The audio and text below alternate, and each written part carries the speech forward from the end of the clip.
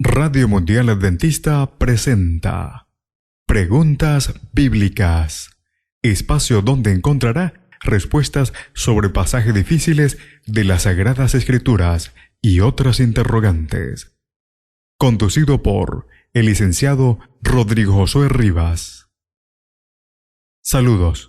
Esperamos que el programa de hoy pueda ser de gran ayuda a su crecimiento intelectual y espiritual. Comencemos. ¿Qué significado tiene el Arca del Pacto? Programa de hoy, Arca del Pacto. El Arca del Pacto era un mueble más importante del tabernáculo. El templo de Israel era una caja de madera enchapada en oro de casi 1.3 metros de longitud por unos 75 centímetros de anchura y altura. Contenía originalmente solo las tablas de los 10 mandamientos. La caja estaba recubierta de una cornisa de oro en la que había 2 querubines labrados a martillo, todo en una pieza. El arca era símbolo de la presencia y del poder del Señor. Por ello, llegó a expresar varias ideas importantes sobre Dios. Para responder a la pregunta, tenemos 4 puntos. Primero, lugar de revelación. La residencia de Dios entre el pueblo de Israel se producía en lugar desde donde el Señor se comunicaba y manifestaba. Dios dio a Moisés: allí me manifestaré a ti y hablaré contigo desde encima del propiciatorio, de entre los 2 querubines que están sobre el arca del testimonio, todo lo que yo mande para los hijos de Israel. Éxodo capítulo 25, el verso 22, y Números capítulo 7, el verso 89. En cierta ocasión, los hijos de Israel fueron hasta donde estaba el arca para consultar al Señor antes de ir a la guerra, y Él les respondió, según el libro de Jueces, capítulo 20, el verso 27.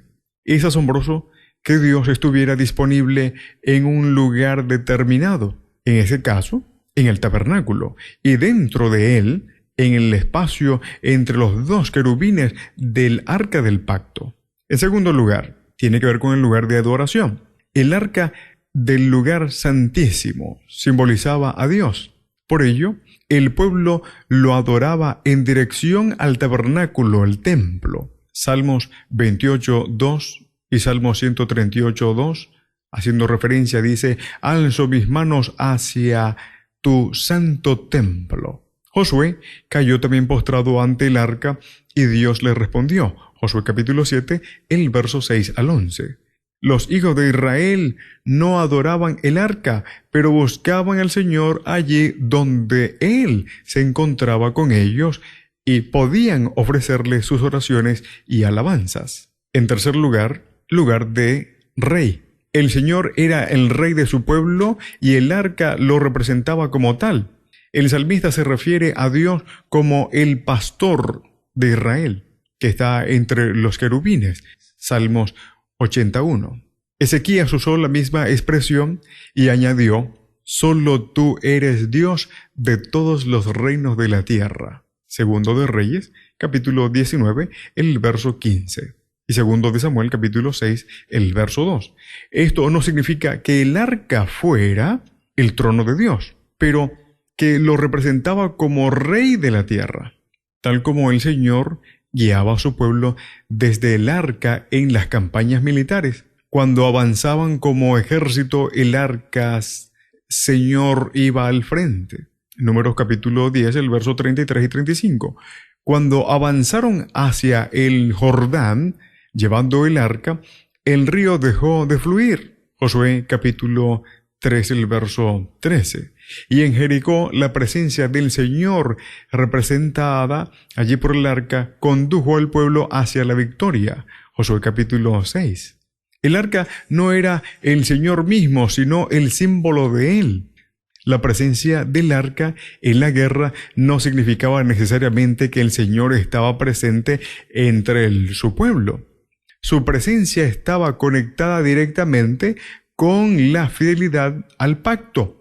Cuando el pacto fue violado, la presencia del arca fue inútil y el pueblo de Dios salió derrotado. Primero de Samuel, capítulo 4, el verso 1 al 11, una muestra. Y en cuarto lugar, lugar de juicio y misericordia.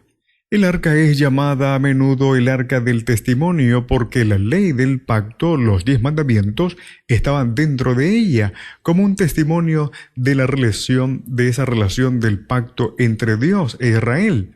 La ley era la regla de la vida. Su violación era una cuestión seria que demandaba una respuesta del Señor del pacto.